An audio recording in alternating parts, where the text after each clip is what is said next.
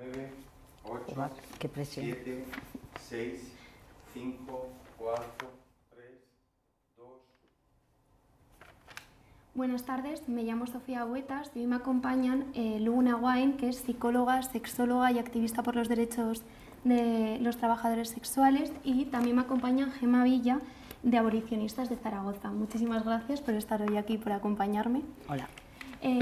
Antes de comenzar, voy a explicar un poco cómo va a ser la dinámica de esta mesa redonda. Va a durar alrededor de 45 minutos y vamos a abordar temas como si el sexo es un derecho o no, o si la prostitución debería abolirse o por el contrario debería regularizarse, entre muchos otros temas. Además, al final de esta mesa redonda dejaremos unos minutos para que las personas que están viendo el directo en YouTube pongan sus preguntas y puedan responderlas nuestras invitadas. Así que os animo a todos vosotros a que pongáis vuestras dudas para, por supuesto, para que puedan contestarlas. Además, me gustaría ahora dar un pequeño contexto para nuestros espectadores sobre el por qué hemos elegido este tema y cuál es la percha de actualidad que sostiene el tema que vamos a abordar hoy. Y es que el pasado junio el Ministerio de Igualdad anunció un anteproyecto de ley para abolir la prostitución.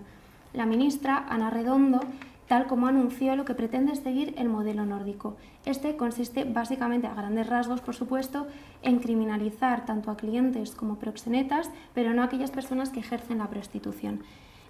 Además, el texto elaborado junto al Ministerio de Justicia añade medidas también sobre el proxenetismo digital y también sobre la tercería locativa, que, bueno, explicándolo así un poco por encima, es un castigo legal a quienes se lucran ofreciendo lugares para ejercer esta prostitución. Esta legislación también la han implementado en países como puede ser Francia o Islandia, mientras que por el contrario, países como Suiza o Alemania han optado por legalizar la prostitución. Esta nueva propuesta de ley que plantea el gobierno de Pedro Sánchez ha provocado que el debate sobre la prostitución vuelva al Congreso de los Diputados y por ende también a las calles. Y además me gustaría añadir ciertos datos que por supuesto no son exactos porque no hay datos oficiales sobre el número de prostitutas que hay en España porque no hay un registro oficial, pero según un estudio realizado por el Ministerio de Igualdad en el año 2023 estiman que hay entre 153.000 y 184.000 prostitutas. En Aragón concretamente habría 2.575. Además, el Centro de Inteligencia contra el Terrorismo y el Crimen Organizado identificó en el año 2024 a 8.000 personas en situación de riesgo por ejercer esta prostitución. Hemos invitado tanto a Luna como a Gemma para que nos planteen dos posturas muy distintas desde el respeto sobre esta cuestión. De esta manera creemos que esta mesa redonda sirva como un espacio informativo y de debate para generar pensamiento crítico y opiniones y además que nuestras invitadas puedan abordarlo desde lo legal, lo social y lo ético. Así que bueno, os doy la bienvenida una vez más. Gracias. Y ahora voy a empezar por una pregunta que puede parecer muy simple, cuando realmente no lo es, pero quiero que me la respondáis de forma muy breve, pero quiero que sirva para presentar vuestras posturas. La pregunta es, ¿qué es la prostitución? Si quieres responderme tú primero, Luna. Fenomenal. Pues generalmente, desde mi perspectiva, que yo vengo del apartado pro derechos, cuando hablamos de prostitución nos solemos referir a aquellos trabajos sexuales que se ejercen de forma presencial, específicamente aquellos que se relacionan con las prácticas coitales. Si bien es cierto que el término prostitución pues, tiene bastante connotación negativa, es preferible, desde la perspectiva a la que yo vengo, hablar de trabajo sexual, puesto que es un tono más neutro y que pone en el centro la necesidad de derechos laborales que tienen estas personas. Eso sería. Muchas gracias. Vale, bueno, pues para nosotras es un negocio, un macronegocio, porque es el que más dinero mueve a nivel planetario después de las armas y de la droga, y que se basa en la explotación de los cuerpos de cientos de miles de mujeres en todo el mundo. Como tú has dicho, aquí ya hay más de 100.000, ¿no?, en España, y que es de esos cuerpos de donde extraen semejante volumen de dinero. Por eso es muy difícil soltar ese negocio. Para comenzar, me gustaría, bueno, ahora ya vamos a pasar a los 3 puntos diferenciados de este debate y queríamos comenzar con una cuestión que consideramos que atraviesa todo este debate y la cuestión sería si el sexo es un derecho o no, o planteado de otra forma, si el sexo es un derecho o es una necesidad humana que no tiene por qué implicar a otra persona. Luna, si quieres comenzar tú. Sin problema. Pues bueno, primero quiero abordar esta cuestión saliendo de la dicotomía que plantea la pregunta. Vale. Y abordar por un lado si es un derecho o no y por otro lado si es una necesidad o no. Vale. Con respecto a si es un derecho o no, muchas veces se trata de tergiversar dentro del debate público, entendiendo que si, desde la perspectiva del derecho positivo, ¿no? Si tú entiendes que el sexo es un derecho, significa que tienes la opción de entrar en el cuerpo del resto de las personas o utilizar el cuerpo de las personas para tu conveniencia, ¿no? Yo me gustaría enfocarlo desde otra perspectiva y en concreto desde la visión de las Naciones Unidas y los derechos humanos, ya que hablamos mucho de salud sexual, de derechos sexuales, de derechos reproductivos, ¿no? Muchas veces cuando hablamos de esto nos centramos en cuestiones identitarias, como puede ser la orientación sexual o la identidad de género, etcétera, pero no podemos olvidar que las prácticas sexuales también son parte de esa sexualidad, ¿no? Entonces, si bien un derecho exclusivamente desde la perspectiva positiva no puede entenderse el sexo desde ahí, es decir, nadie te debe sexo porque sí, pues de igual forma que no entendemos que el derecho a la vivienda digna significa que necesariamente alguien nos tenga que ofrecer una vivienda porque sí, sino que nadie te pueda negar el acceso a una vivienda de forma digna, pues desde esta perspectiva del derecho negativo, sí, el derecho a una vida digna a nivel sexual también, plena, satisfactoria, también lo es, y esto también pasa por las relaciones sexuales, ¿no? Y de hecho, uno de los puntos de las Naciones Unidas sobre los derechos sexuales especifica el estar libre de discriminación, presión o violencia en nuestras vidas sexuales y en las decisiones sexuales, ¿no? Entonces yo pienso que desde la perspectiva de el negar la libertad sexual a las trabajadoras sexuales y de las decisiones que tienen con respecto a su vida sexual, pues estaría de hecho precisamente en contra de estos derechos humanos asociados a la sexualidad. Y específicamente hay un apartado que habla de la libertad sexual, ¿no? Hablamos mucho de la libertad sexual y creo que parte de la libertad sexual pasa también no solo por decir, repito, tu orientación de sexo o vivirla, ¿no? Tu orientación sexual o tu identidad sexual, sino también las relaciones sexuales que mantienes o cómo te relacionas con otras personas en el apartado sexual, ¿no? Y por otro lado, en la parte de la necesidad, también creo que muchas veces entramos en una visión de necesidades primarias y secundarias y tratamos de desprestigiar lo que son necesidades secundarias. Por supuesto que si no mantienes relaciones sexuales en un mes no vas a morir, no estamos hablando de una necesidad como el comer o como el dormir, pero sí que hay muchos estudios y mucha evidencia científica que habla mucho de los problemas que trae, por ejemplo, la soledad, y uno de ellos es la muerte prematura, ¿no? O sea, unas mayores tasas de mortalidad en aquellas personas que están en situación de soledad, muchas enfermedades físicas también. Y también hay estudios que hablan de esa vida sexual activa, plena, satisfactoria y consensuada y su relación que tiene con la disminución de pues, un envejecimiento más lento y una menor tasa de mortalidad prematura, menores enfermedades, tanto mentales como físicas, ¿no? Entonces, si bien el sexo no es una necesidad de urgencia y supervivencia, me gustaría también que se entendiese la necesidad social y la necesidad de relación desde también la parte de la erótica, el sentirse deseado, el sentirse acogido, el sentirse visto, el sentirse cuidado, ¿no? Y que eso sí que puede suponer una necesidad tal vez incluso más importante, incluso para la salud física, de lo que solemos pensar. Gemma. Vale, bueno, para mí desde luego no es un derecho. Si fuese un derecho podríamos ir a los tribunales a reclamar encuentros sexuales y si fuese una necesidad pues sería la seguridad social quien nos proporcionaría estos encuentros. Efectivamente, el sexo no es un derecho, pero yo sí que reclamo el derecho a un buen sexo.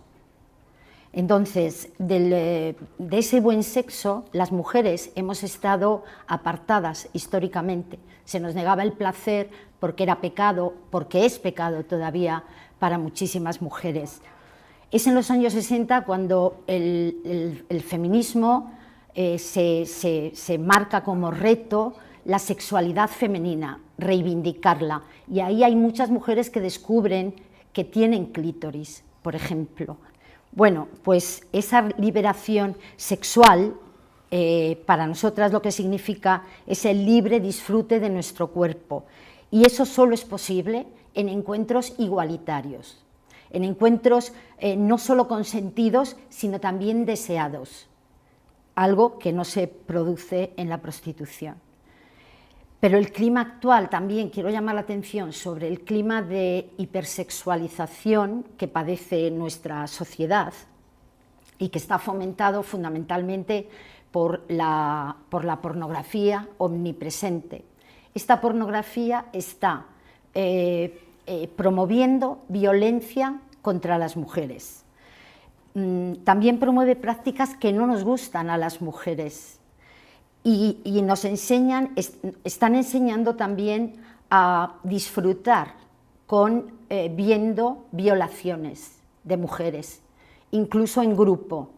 Entonces, eso es una puñalada trapera a la sexualidad de las mujeres, porque eso significa que nuevamente se nos vuelve a expulsar del buen sexo.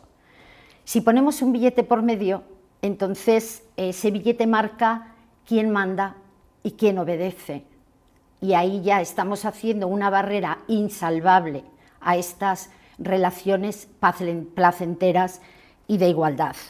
Por eso, para nosotras, y hablo por mis compañeras porque lo hemos debatido mucho, la prostitución no es sexo, es violencia y poder ejercida por los hombres sobre las mujeres y además aprovechando su vulnerabilidad.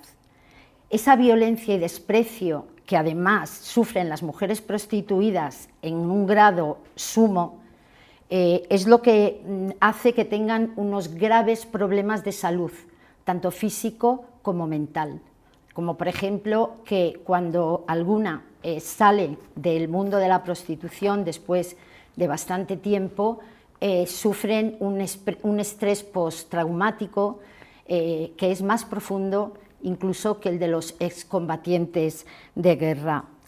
Vamos, que aspiramos a una sociedad de personas libres y que disfruten de unas buenas relaciones sexuales.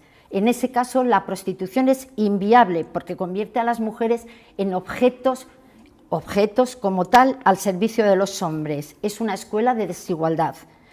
Yo propongo que volvamos al cortejo, a mostrar a nuestros compañeros y compañeras y a las parejas que deseamos, mostrarles nuestras mejores cualidades para conseguir unas buenas relaciones sexuales en igualdad y donde no prevalezca ninguno. Y por cierto, siempre nos queda la autosatisfacción sexual, que además actualmente dispone de una serie de mecanismos que realmente pueden pegarte unas buenas descargas orgásticas.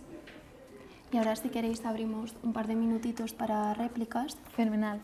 Yo quería primero partir diciendo que estoy completamente de acuerdo con Gemma, con la reivindicación del buen sexo y con el análisis de que tal vez socialmente pues tengamos una necesidad de cambiar las dinámicas que está habiendo para incluso mejorar las dinámicas sexuales y toda la parte de cortejo incluso también, ¿no? Como creo que nos falta mucha educación sexual e incluso nos estamos entendiendo menos de lo que creemos que nos entendemos. Entonces, en esa parte completamente de acuerdo, pero a pesar de estar de acuerdo con las premisas, pues difiero en las conclusiones.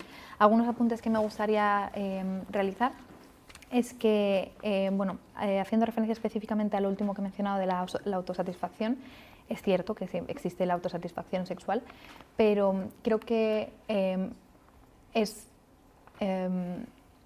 obvio o es difícil negar que hay una diferencia entre la autosatisfacción y la relación sexual compartida.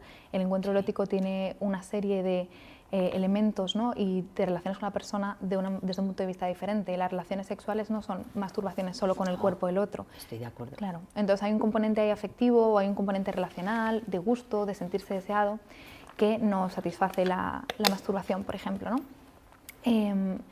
Hay un punto también interesante que me gustaría mencionar, que es el tema de los problemas físicos o mentales, ya que muchas investigaciones, o bien en este ámbito, parten de Melissa Farley, que es una investigadora que fue bastante criticada por los datos que obtuvo y ha sido criticada incluso por asistentes que tuvo por posible fraude con los datos, etc. Entonces me gustaría poner ese punto, y también que cuando hablamos de sexo traumático muchas veces se utilizan investigaciones de personas que han pasado por explotación sexual o por trata sexual. Entonces yo sí que quiero hacer esa distinción, porque cuando se hace esa distinción también se tiene en cuenta si en la muestra de personas en situación de drogadicción o en situación de sinhogarismo, pues obviamente los datos también cambian mucho. No es solo una cuestión de si trabajo sexual o prostitución sí o no, sino también en qué condiciones se da, y creo que esto es muy, muy importante, tal vez lo más importante del debate.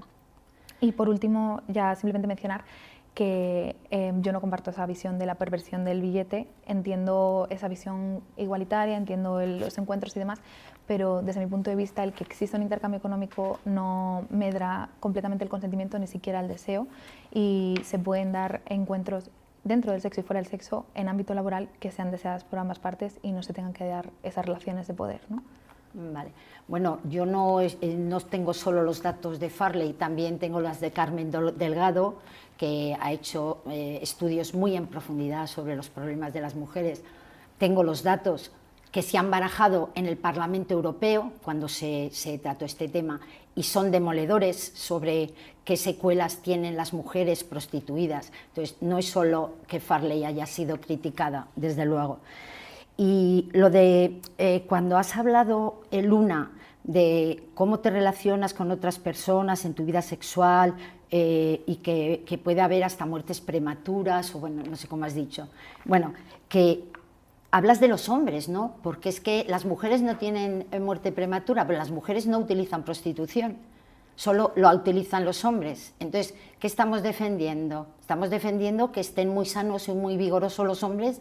¿Y qué pasa con las mujeres, a costa de las mujeres?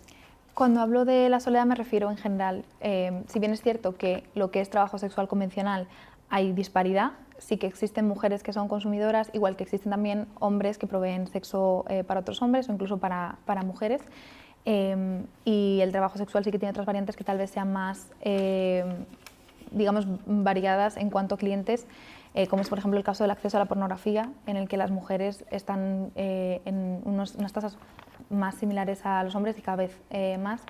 Incluso antes mencionabas el tema de la violencia y recientemente salieron unas estadísticas que mencionaban que las mujeres en mayor porcentaje disfrutaban de ver vídeos violentos, ¿no? De sexo violento, que incluso los hombres, ¿no?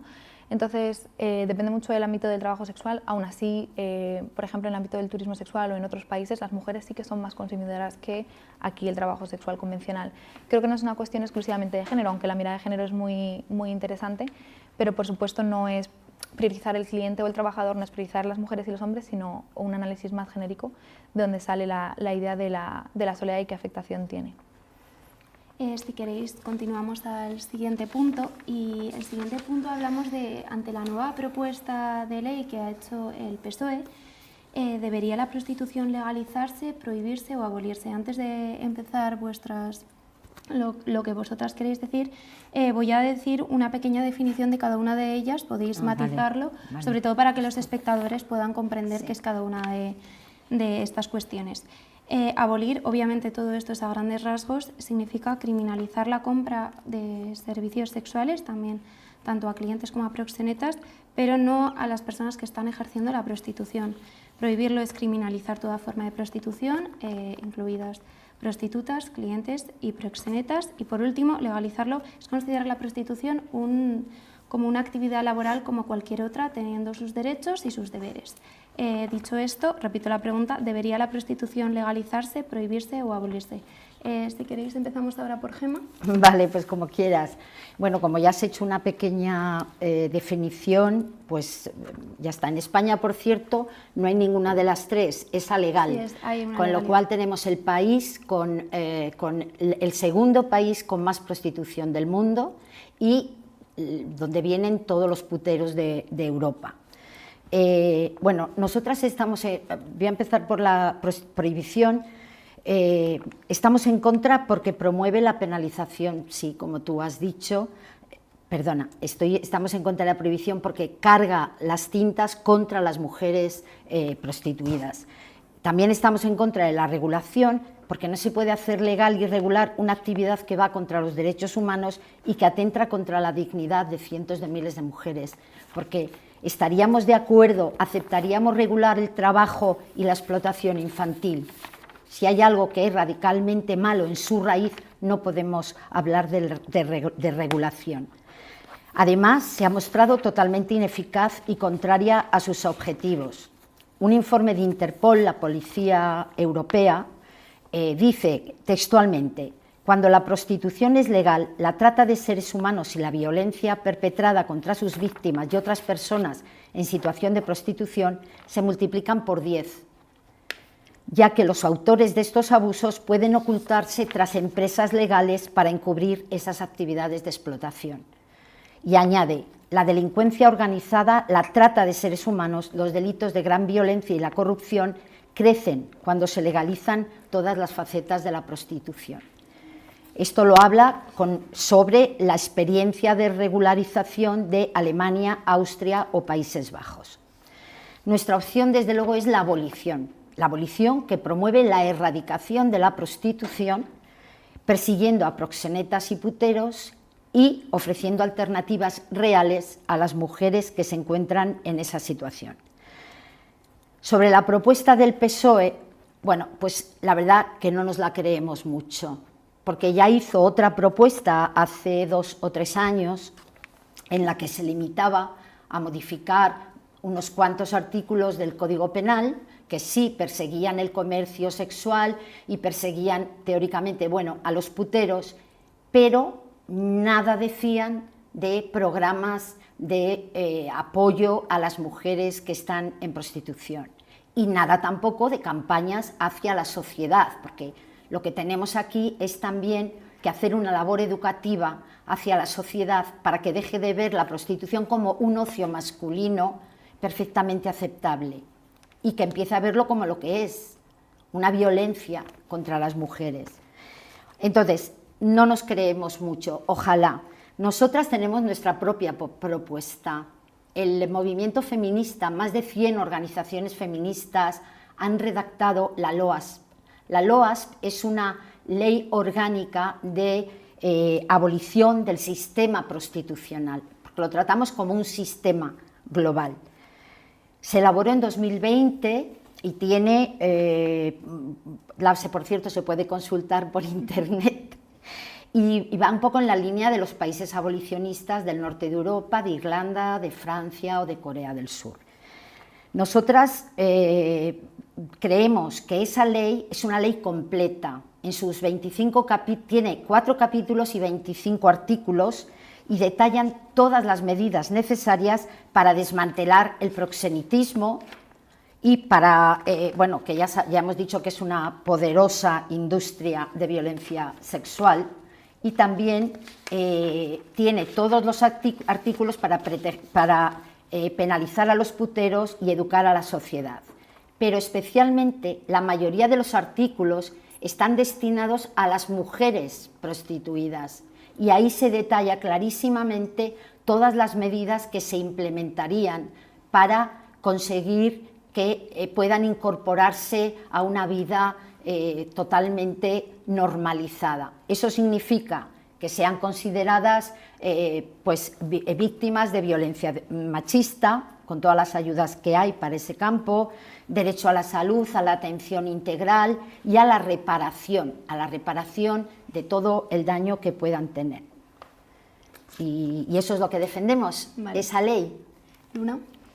Pues yo en mi caso estaría a favor de un enfoque pro derechos, o sea, sería lo más parecido, según lo que has mencionado, a la regulación, pero me gustaría hacer esta pequeña distinción porque no es lo mismo regular teniendo en el centro digamos, la importancia de las cuestiones burocráticas, fiscales y puramente estatales y ya está, que no legalizar poniendo en el centro lo que son los derechos, ¿no? Para mí la clave sería poner en el centro los derechos de las trabajadoras sexuales, tanto sus derechos sexuales como sus derechos laborales. Como cualquier colectivo, ¿no?, que está desprotegido de derechos, pues entendemos que dotarle de derechos puede mejorar su situación y su calidad de vida. Mencionaba también Gemma el tema de los datos y demás. Bueno, también me gustaría traer a colación el tema de que en aquellos países abolicionistas tampoco hay datos de mejora de reducción de la cantidad de prostitución o incluso que esa reducción no se deba a un desplazamiento, es decir, hasta qué punto estamos acabando con el trabajo sexual o hasta qué punto simplemente se está marginalizando o se está desplazando a otros países.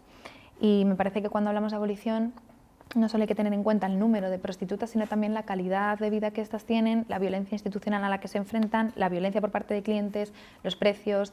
Hay datos muy interesantes como, por ejemplo, que en aquellos países que ofrecen derechos a las trabajadoras sexuales, el uso del preservativo es mucho mayor, el contagio de enfermedades de transmisión sexual es mucho menor, ¿no? Entonces, ¿hasta qué punto el estigma también les afecta? O sea, cuestiones de salud, cuestiones comunitarias y no exclusivamente el número de trabajo sexual existente y ya está. Dicho esto, efectivamente en España la etiqueta que más podría resumir la situación actual sería legal, aunque esto no es ciertamente así del todo, porque, por ejemplo, en el ámbito más de producción audiovisual existen los contratos laborales dentro de la industria del porno, aunque técnicamente no se pueden hacer. Hay ciertos ámbitos, como por ejemplo el alterne, que sí que está regulado por ciertas comunidades autónomas, incluso por ejemplo en Cataluña especialmente anotado, ¿no? Y hay otras prácticas que están ilegalizadas. Entonces hay un cúmulo de regulaciones diferentes o legislaciones diferentes al respecto que sería interesante aclarar. La propuesta va un poco más, por mi parte, digamos en dos puntos, ¿no? En primer lugar, descriminalizar el trabajo sexual y sacarlo del Código Penal.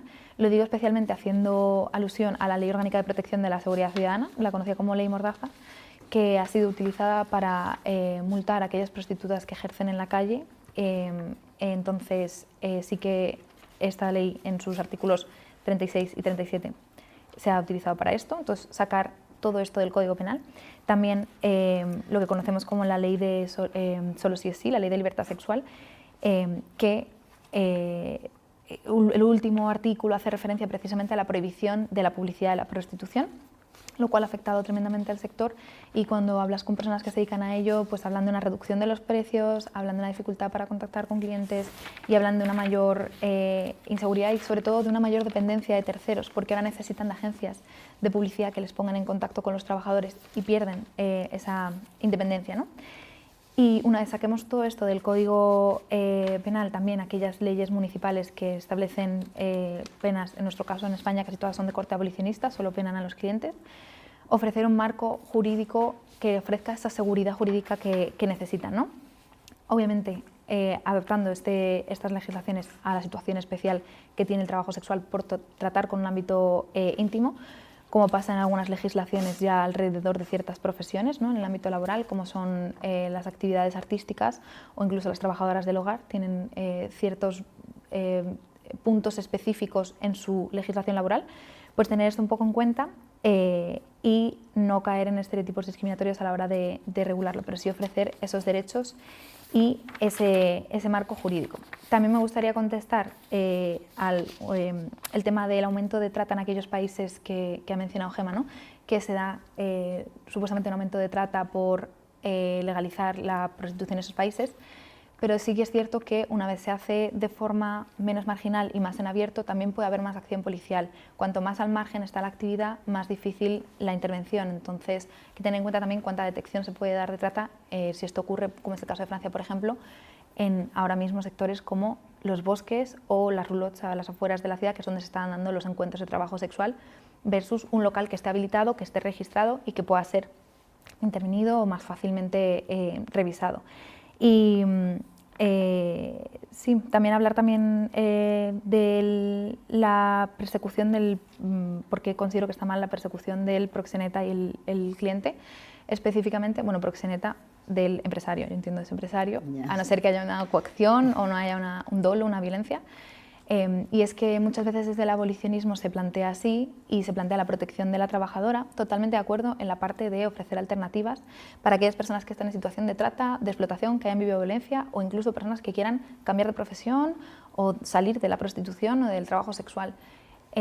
Pero no podemos negar que a nivel práctico el abolicionismo y el prohibicionismo, quitando esa parte de las alternativas, suponen un entorno completamente criminal para el trabajador sexual. Imaginemos, por ejemplo, en el caso de la manicura, que prohibimos a la gente realizarse manicuras y alquilar sus espacios para que se hagan manicuras en ellos y vender productos de manicuras a los manicuristas.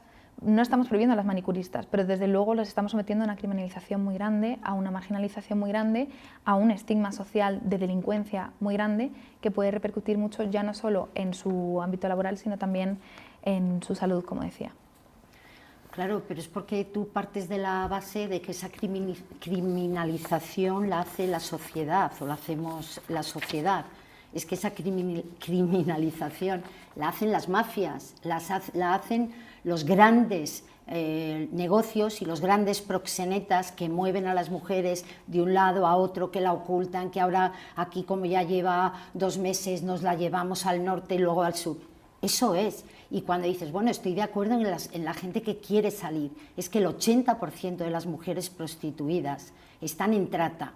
Y casi otro 15% son mujeres que quieren salir de la situación en la que están. Entonces, es que es prácticamente casi todo, acabar con los 4 casos o los pocos casos que hay en los que la mujer puede pensar que decide, no es el problema es esta macroindustria del sexo que criminaliza todo.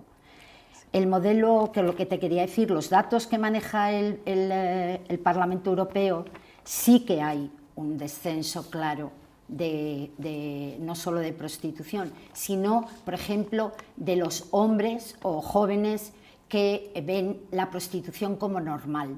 Por ejemplo, en Suecia ha descendido muchísimo. Claro, en cualquier es que es actividad. educación, es valores, es una forma de favorecer otra forma de ver las relaciones sexuales entre hombres y mujeres. Claro, pero La cualquier... intervención, por favor, si puede ser un poco breve. Súper breve. Pero claro, cualquier actividad que pase por criminalizarse o volverse ilegal, pues la percepción social sobre ella obviamente va a empeorar. Pero claro, la cuestión es esa, si está disminuyendo el trabajo sexual, se está desplazando a otros países o se está ocultando a los ojos del Estado, ¿no? Hablabas del 80% de trata. Aquí en España, datos de la ONU hablan de que en Europa la trata con fines de explotación sexual, ¿no?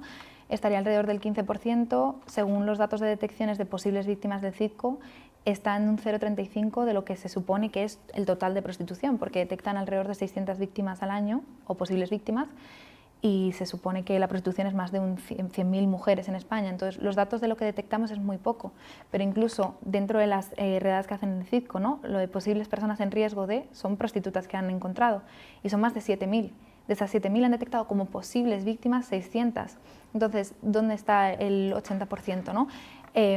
Es completamente comprensible que existen más víctimas de las que detectamos, pero pasar de 600 a 80.000 y creer que los cuerpos de seguridad del Estado son tan ineficaces como para que hay 70.000, 80.000, 90.000 víctimas no detectadas, es complicado de creer cuando sabemos que los datos, incluso a nivel europeo, dicen que la trata es algo residual aquí en España. Por supuesto, con lo que mencionas de la violencia sexual, 100% de acuerdo, lo que es trata me parece horrible, todas las mafias, me parece que la intervención debe de ser, e incluso una visión global al respecto de las redes de trata y no solamente legislaciones locales.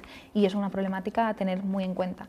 Pero tal vez los datos no sean tan cuantiosos y sobre todo el enfoque de protección también a las personas que ejercen trabajo sexual y su trabajo no a costa de la violencia de otras personas, unas mafias o personas que se aprovechan de ello, sería interesante. Mira, yo no sé exactamente el número de víctimas, yo te he dado los datos que se dan a nivel oficial de policía y demás, pero con que haya una ya me supone algo que creo que una sociedad del siglo XXI ya no lo puede admitir, porque además sabemos que en la trata y en la prostitución hay menores, hay, en fin, que es que no, con que ya te digo que no voy a entrar en una guerra de cifras porque ya con que haya una o dos ya me parece un exceso. Ahora ya pasamos al tercer punto, si os parece bien. El tercer punto habla de los factores que llevan a una persona a ejercer la prostitución. Si podemos hablar de una libre elección o por lo contrario está influida por la vulnerabilidad social y económica. Empezamos con Luna. Vale. Bueno, voy a tratar de ser breve porque creo que es interesante luego la confrontación de ideas, creo que es el punto más interesante aquí, ¿no? Y creo que hemos dejado un poco entre nuestras posturas. Por supuesto hay multitud de casos, tanto como personas, pero cuando hablamos de prostitución libre, trabajo sexual libre, por supuesto pueden existir cuestiones de necesidad económica o necesidad social, como la mayoría de nosotros tenemos, ¿no? Necesidades económicas. Esto no siempre tiene que suponer el sobrevivir o el que no haya otras alternativas, sino simplemente la necesidad económica, incluso de progresión económica, de mejorar la situación Me gustaría hacer alusión específicamente al caso de las trabajadoras sexuales con estudios e incluso estudios superiores como universitarios, máster, doctorados, que según la memoria de Ingénero, específicamente una ONG que trabaja con trata y violencia dentro del ámbito de lo que es la industria sexual, es un 5% y un 58% tienen secundaria o FP. Y en el caso de CATS, en una de sus investigaciones específicamente sobre violencia y explotación en el apartado laboral del sexo, hablan de hasta un 24% con grados universitarios, ¿no? Entonces, estas personas pueden estar teniendo otras opciones, otras alternativas y escogen el trabajo sexual. Cuando hablamos de personas que escogen el trabajo sexual, te acercas, hablas con ellas refieren pues una mayor libertad de horarios, una mayor facilidad de conciliación, una mayor cantidad de ingresos y otra serie de facilidades que les ofrecen, incluso el gusto por el sexo, sentirse atractivas, etc., ¿no? Algunos aspectos positivos que mencionan, por ejemplo, las trabajadoras sexuales, pues son ser independientes económicamente, el dinero que pueden ganar, el ayudar a otras personas, que va en línea con sus propias ideas o aumento de la confianza, etc., ¿no? Entonces, hay muchos factores que pueden influir, por supuesto también en las personas, por ejemplo, y es algo que hablamos mucho en la lucha pro derechos, personas migrantes en situación irregular, su capacidad de decisión está bastante mermada en un sistema como el nuestro que les obliga a pasar X años sin poder trabajar de forma legal. Entonces, hay otra serie de cuestiones que pueden estar mermándolo, por supuesto, siempre desde el sector pro derechos hablamos de un cambio en la ley de extranjería, pero que sí que existe un sector que tiene otras opciones y mucha capacidad y libertad de decisión y que elige el trabajo sexual, y dentro del ámbito del trabajo sexual libre tal vez sea más grande de lo que solemos pensar. Vale, bueno, nosotras la verdad es que siempre solemos pensar que ninguna mujer nace para puta, y en nuestros encuentros con organizaciones que en Zaragoza trabajan con mujeres prostituidas, como son Fogaral, Cruz Blanca, Médicos del Mundo, Apipacam, siempre nos transmiten que nunca han encontrado una mujer que diga estoy donde quiero estar. Y de hecho, voy a contar una anécdota que nos contaba una de estas organizaciones, que solo había tenido un caso, una mujer preciosa del este que tenía una hija en su país, y entonces aquí veía que se desenvolvía bien y que, bueno, pues que ganaba bastante dinero y que quería ahorrar para volver a su país y ya llevar una vida con su hija y demás. Y un lunes le llegó esta chica destrozada porque la había alquilado durante el fin de semana una mala bestia que quiso poner en práctica algunas de las cosas que veía en la pornografía, la destrozó, y esta organización le pagó el viaje de vuelta a su país. Y, en fin, tampoco quiero dramatizar con esto, pero son realidades que nos transmite la gente que está trabajando con las mujeres en prostitución. Yo creo que no voy a hablar de algún acto individual, no nos preocupa un acto individual de una mujer que tiene una relación sexual para ganar un dinero. No, vamos contra las grandes compañías, contra las mafias, que son las que dominan bastante más del 80% de la prostitución que hay en este país. Y luego una cosa que quiero decir también, que me parece muy importante: la prostitución no existe para proporcionar libertad de elección a las mujeres, existe para proporcionar cuerpos de mujeres a los hombres. Y ahí es donde llegamos a la raíz y al núcleo del problema, que son los hombres que consumen prostitución. Porque no sé si sabéis que las cifras que se barajan es del 40% de hombres puteros, lo que quiere decir que en nuestra ciudad hay unos 80.000 en edad. Para nosotras, sin puteros no existe ni prostitución ni trata. Por lo tanto, queremos fijarnos en los puteros con cuya demanda se sostiene todo ese entramado de mafia, por si no fuesen ellos, no habría todo ese entramado. Por lo tanto, la pregunta que queremos hacer es: ¿por qué en una sociedad abierta, permisiva sexualmente, los hombres eligen, eso sí que es libre elección, la de ellos, pagar para estar con mujeres que no les desean y que en muchos casos les aborrecen? Pues solo hay una respuesta, y es que desean ejercer un poder sobre esos cuerpos. Buscan espacios donde no se enfrenten a frustraciones, donde que no tengan reproches y que puedan desarrollar todas las fantasías que han visto. Bueno, como anécdota os puedo decir que yo he estado profesionalmente vinculada a la información y al asesoramiento para jóvenes, y en la asesoría sexológica hace unos 15 años empezaron a llegar casos de chicos jóvenes que mostraban la dificultad para tener relaciones con sus compañeras y parejas porque querían desarrollar otro tipo de prácticas que pensaban que no era adecuado, y entonces recurrían a la prostitución. Y estos chicos se sentían francamente mal y no tenían dificultades para desarrollarse. Esto de los jóvenes, perdona ya, lo último, lo de los jóvenes nos preocupa especialmente, porque es en el sector de población que más ha crecido tanto la utilización de mujeres prostituidas como proxenetas y como animadores a algunas compañeras y novias para que entren en el mundo de la prostitución y de la pornografía, prometiéndoles que es que van a ganar muchísimo dinero. Y eso nos preocupa. Las réplicas van a tener que ser muy breves porque si no nos pasamos de tiempo, así que Luna. Si bien es cierto que existen realidades como las que menciona Gemma y casos de violencia, agresiones, etcétera, no siempre por parte de los clientes, sino también a veces por agresiones policiales o esos riesgos son propios de cualquier profesión e incluso especialmente aquellas profesiones que se desarrollan en el ámbito íntimo. Y el caso que ha contado me parece pues tremendo, no quiero invalidarlo ni muchísimo menos. Pero sí que es verdad que tratar de definir una sociedad fijándote solamente en los datos que puedes extraer, por ejemplo, de una ONG, como es el caso de Cáritas o Cruz Roja, pues hace que te dejes fuera tal vez muchos sectores. No, Cruz Blanca. Bueno, Cruz Blanca, es la que trabaja con mujeres prostituidas. Sí. Pero me refiero en la sociedad en general. Si tú quieres saber la situación del hogar en una ONG que trabaja, y acudes solamente a una ONG que trabaja con personas con sinhogarismo, pues obviamente vas a tener una sobrerepresentación de ese tipo de datos. Hay gran parte del sector del trabajo sexual que no acude a las ONGs porque no requiere de su ayuda, ¿no? Entonces, también tener en cuenta que ese sector existe. El dato del 40% de consumo de trabajo sexual nace de una encuesta de los años 90, por supuesto ha variado muchísimo el consumo de prostitución, hoy en día se estima que está alrededor del 20%. Más similar al resto de países de Europa. De hecho, antes mencionabas el segundo país del mundo en consumo de prostitución, e incluso en los años 90 con estas encuestas ya España no era el primero, ni el segundo, ni el tercero, ni el cuarto en comparaciones que hacía la ONU con encuestas de estos años. Aclarar eso.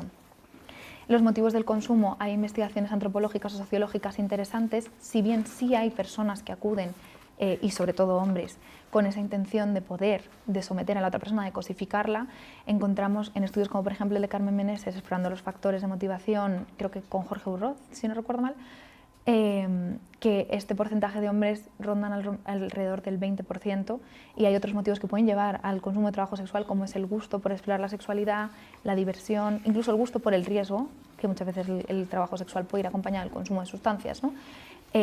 O la soledad, etcétera. Y por último,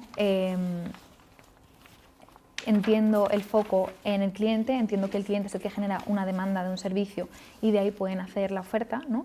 Pero es como culpar a la persona que, vuelvo una vez más a poner el ejemplo de la manicura, porque ha habido recientemente el año pasado una red de explotación laboral de manicuristas que se ha destapado aquí en España, pues es como culpar a la persona que va a hacerse las uñas de que exista una explotación delante de esa persona, cuando, como bien decimos, los problemas son las mafias, las redes, la trata, y el abordaje no puede pasar por establecer como principal culpable al consumidor, sino por ver las dinámicas internacionales que se dan, la trata y la explotación.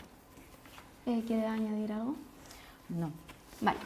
Pues ahora ya pasamos a las conclusiones, van a ser breves, 1 minuto cada una, sobre las conclusiones a las que habéis llegado cada una de vosotras. Bueno, al final vamos a pasar directamente a las preguntas porque nos estamos yendo un poco de tiempo, así que vamos a abordar las preguntas que nos han preguntado, bueno, que nos han cuestionado por el chat.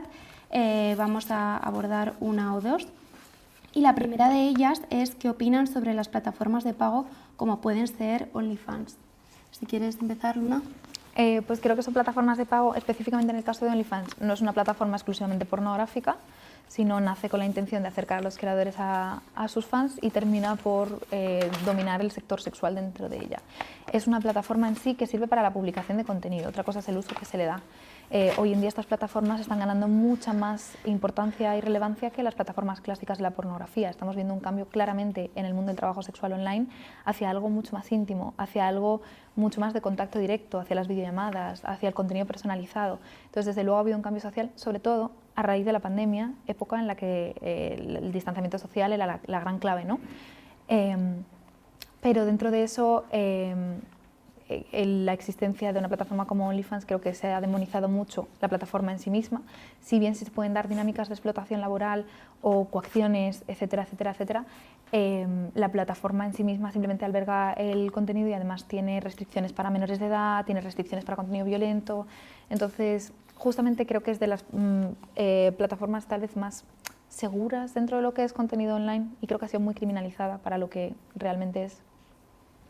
Bueno, yo lo que creo es que son plataformas que sirven para blanquear la prostitución. De hecho, pues como Luna, pues hay mucha gente que piensa que eso no tiene ninguna repercusión.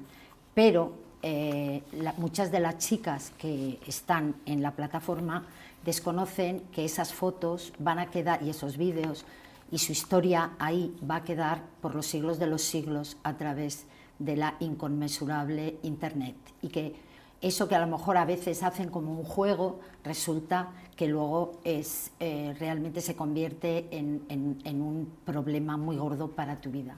También se vende que es que se hacen multimillonarias porque sacan siempre un par de datos, un par de ejemplos, pero la realidad es que el 95% no gana nada, y que los que se forran son los de la propia plataforma, que ha multiplicado, bueno, no voy a decir una cifra porque no la recuerdo, pero lo explican muy bien. La Federación de Mujeres Jóvenes ha hecho un informe sobre OnlyFans y lo explican perfectamente, que los que se están haciendo de oro son los que manejan esas plataformas, y las agencias proxenetas también, que les cobran un porcentaje a las mujeres, porque aquí ya un ejemplo claro de desigualdad. El 97% de los cuerpos expuestos son de mujeres, y el 97% de los que pagan por ver esos cuerpos son hombres. Entonces, hasta que no haya una equiparación ahí, para mí hay explotación de las mujeres.